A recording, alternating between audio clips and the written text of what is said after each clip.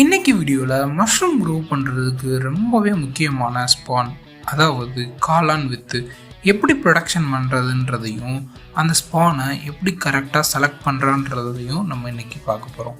அதனால் ரிலாக்ஸாக இந்த வீடியோவை ஃபுல்லாக பாருங்கள். ஏதாச்சும் ஒரு பாயிண்ட் உங்களுக்கு கண்டிப்பாக ஹெல்ப்ஃபுல்லாக இருக்கலாம். வாங்க இப்போ நம்ம மஷ்ரூம் ஸ்பான் ப்ரொடக்ஷன் பண்ணுறது எப்படின்னு பார்க்கலாம். அதுக்கு முன்னாடி ஸ்பான்னா என்னன்னு தெரிஞ்சுக்கலாம்.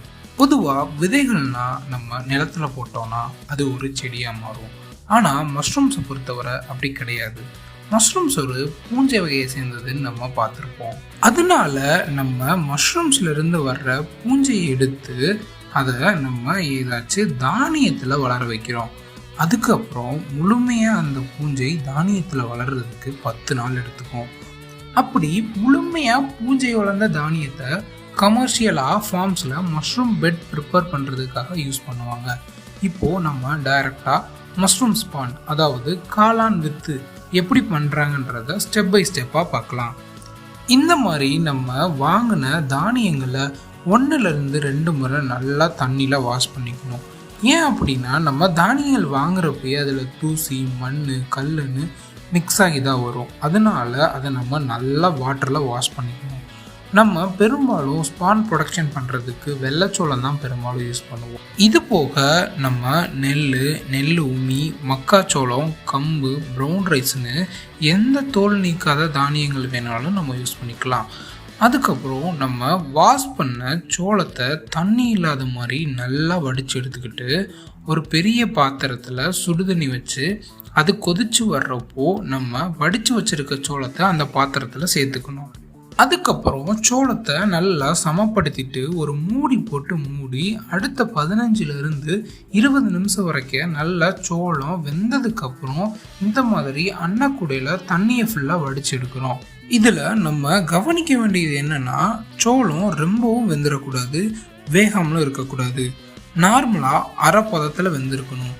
அதாவது சோளம் குழஞ்சிராமல் நசுங்கிற பதத்தில் இருக்கணும். அவ்வளோதான். அதுக்கப்புறம் சோளத்தில் இருக்க தண்ணியெல்லாம் நல்லா வடிஞ்சதுக்கப்புறம் அந்த சோளத்தில் இருக்க சூடு போகிறதுக்காக ஒரு 15-20 நிமிஷம் அதுக்கான டேபிளில் போட்டு ஒரு கரண்டியை வச்சு நல்லா பரசி விடணும். இந்த ப்ராசஸில் நம்ம என்ன முக்கியமாக கவனிக்கணும்னா, நம்ம சோளத்தை ரொம்பவும் காய வச்சிடக்கூடாது. அப்படி சோளம் ரொம்ப காஞ்சிருச்சுன்னா வெயிட் லாஸ் ஆகும். அதே நேரம் ஃபங்கஸோட க்ரோத்தும் ரொம்பவே அஃபெக்ட் ஆகும். அதனால கரெக்டான பதத்தில் காய வச்சு எடுத்துக்கணும். இந்த மாதிரி கரெக்டான பக்குவத்தில் காய வச்ச சோளத்தில் 2% கால்சியம் கார்பனேட், அதாவது சுத்திகரிக்கப்பட்ட சுண்ணாம்புன்னு சொல்லுவாங்க, அதை ஈவனாக சோளத்து மேலே போட்டு அதை எல்லா சோளத்துலேயும் படுற மாதிரி நல்லா ஈவனாக மிக்ஸ் பண்ணிக்கணும். இதில் நம்ம ஏன் கால்சியம் கார்பனேட் ஆட் பண்ணுறோன்னு நீங்கள் யோசிக்கலாம். கால்சியம் கார்பனேட் சோளத்தில் இருக்க ஈரப்பதத்தை பேலன்ஸ் பண்ணவும் சோளத்தில் இருக்க பிஹெச்சை ஸ்டேபிள் பண்ணுறதுக்கும் கால்சியம் கார்பனேட் ரொம்பவே ஹெல்ப்ஃபுல்லாக இருக்கும். அப்படி நல்லா மிக்ஸ் பண்ண சோளத்தை 1 kg பேக்கிங்காக பிபி கவரில் பேக் பண்ணுறோம். இதில் நம்ம மெயினாக கவனிக்க வேண்டிய விஷயம் என்னென்னா, நம்ம பேக் பண்ணுற கவர் பாலிப்ரொபைலின் கவரானு செக் பண்ணிக்கணும். ஏன் அப்படின்னா, நம்ம பாலிப்ரொபைலின் கவர் தான் நம்ம ஆட்டோக்ளேவ் பண்ணுறப்போ ஹை டெம்பரேச்சர்லையும் மெல்ட் ஆகாமல் இருக்கும். மார்க்கெட்டில் கிடைக்கிற LDPE, HDPEன்ற பாலி எத்திலின் கவர்ஸில் நம்ம ஆட்டோக்ளேவ் பண்ணுறப்போ அது அதிகப்படியாக மெல்ட் ஆகிறதுக்கான வாய்ப்பு இருக்குது. அதனால தான் நம்ம பாலிப்ரொபைலின் கவர்ஸ் யூஸ் பண்ணுறோம். அதுக்கப்புறம் நம்ம பேக் பண்ண 1 kg பேக்கெட்ஸை ஆட்டோக்ளேவ் பண்ணணும்.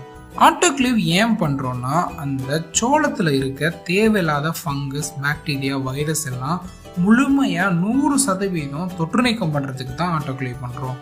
ஆட்டோக்ளேவை 121 டிகிரி செல்சியஸ் டெம்பரேச்சர்லையும் 15 PSI ப்ரெஷர்லையும் நம்ம செட் பண்ணி 2.5 மணி நேரம் ஆட்டோக்ளேவ் பண்ணுறப்போ தான் சோளம் முழுமையாக தொற்று நீக்காகுது.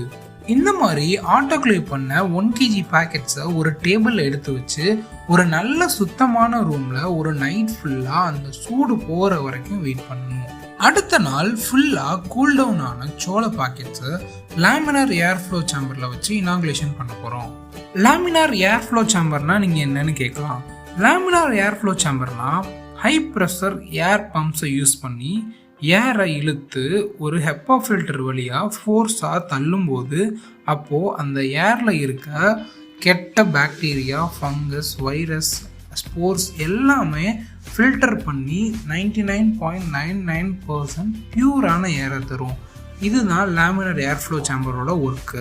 இப்போது நம்ம சோளத்தை இனாகுலேஷன் பண்ணுறதுக்கு தேவையான எம்எஸ், அதாவது மதர் ஸ்பான், அந்த மதர் ஸ்பான் பண்ணுறதுக்கு தேவையான கல்ச்சர், அதை எப்படி பண்ணுறதுன்றத பார்க்கலாம். கல்ச்சர் மதர் ஸ்பான் பண்ணுறது ஒரு பெரிய ப்ராசஸ். அதனால இன்னொரு வீடியோவில் அதை நான் ஃபுல்லாக எக்ஸ்பிளைன் பண்ணுறேன். இப்போது அதை பற்றின சும்மா சிம்பிளாக பார்க்கலாம். கல்ச்சர்ன்றது மஷ்ரூம்லேருந்து எடுக்கப்பட்ட ஒரு சின்ன பார்ட்டை சரியான ஊட்டச்சத்து இருக்க மீடியாவில் தான் க்ரோ பண்ண முடியும். அடுத்த ப்ராசஸாக அந்த கல்ச்சரில் இருக்க பூஞ்சானம் அந்த சோளத்தில் ஃபுல்லாக படர்ந்து வளரும். இது முழுமையாக வளர்கிறதுக்கு 12 நாள்லேருந்து 15 நாள் எடுத்துக்கும். இந்த மாதிரி முழுமையாக வளர்ந்த மதர் ஸ்பானை பெட் ஸ்பானாக மாற்றுறதுக்கு யூஸ் பண்ணிக்கலாம். இந்த 350 கிராம் இருக்க மதர் ஸ்பானில் இருந்து 15 பெட் ஸ்பான் வரைக்கும் நம்மளால் ரெடி பண்ண முடியும். இந்த ப்ராசஸில் நம்ம என்ன மெயினாக கவனிக்கணும்னா, நம்ம இனாகுலேஷன் பண்ணுற ரூம் எப்போவுமே க்ளீனாக இருக்க மாதிரி பார்த்துக்கணும். லேப் கோட், க்ளவுஸ், மாஸ்க் கண்டிப்பாக போட்டு தான் இனாகுலேஷன் பண்ணணும். நம்ம இனாகுலேஷன் பண்ணுற இடத்தையும் நம்ம கையையும் 70% ஐபிஏ வச்சு எப்போவுமே க்ளீனாக இருக்க மாதிரி பார்த்துக்கணும். அப்படி நம்ம இனாகுலேஷன் பண்ண ஸ்பான் 15 நாளைக்கு அது வளர்ற வர க்ளீனான ரேக்கில் ஸ்டோர் பண்ணி வச்சுக்கணும். அடுத்த 15 நாளில் ஃபுல்லாக வளர்ந்த மஷ்ரூம் ஸ்பானை நம்ம மஷ்ரூம் பெட் ப்ரிப்பரேஷன் பண்ணுறதுக்காக யூஸ் பண்ணிக்கலாம். மஷ்ரூம் ஸ்பான் வாங்குறப்ப என்ன நம்ம கவனிக்கணும்னா, ஸ்பானில் ஒயிட் கலரை தவிர க்ரீன், பிளாக், டார்க் எல்லோன்னு டிஃப்ரெண்ட் கலரில் இருந்தால் அந்த ஸ்பானுக்கு வாங்க வேண்டாம். அது கண்டிப்பாக கண்டாமினேட்டட் ஸ்பானாக தான் இருக்கும். பொதுவாக எல்லா மஷ்ரூம்ஸுமே ஸ்பான்ஸு ஒயிட் கலரில் தான் இருக்கும். அதனால் நீங்கள் ஸ்பான் வாங்குற இடத்துல நீங்கள் கேட்குற மஷ்ரூமுக்கு தான் ஸ்பான் தராங்களான்னு அவங்கக்கிட்ட கேட்டு செக் பண்ணிவிட்டு வாங்கிக்கோங்க. அவ்வளோதான் மக்களே, நம்ம மஷ்ரூம் ஸ்பான் இப்படி தான் ப்ரொடக்ஷன் பண்ணுறாங்க. மேக்ஸிமம் மஷ்ரூம் ஸ்பான் எப்படி ப்ரொடக்ஷன் பண்ணுறதுன்றதை நான் கவர் பண்ணிட்டேன். மேபி நான் ஏதாச்சும் விட்டுருந்தாலோ உங்களுக்கு எதுவும் டவுட் இருந்தாலோ கமெண்ட் செக்ஷனில் நீங்கள் கமெண்ட் பண்ணுங்கள்.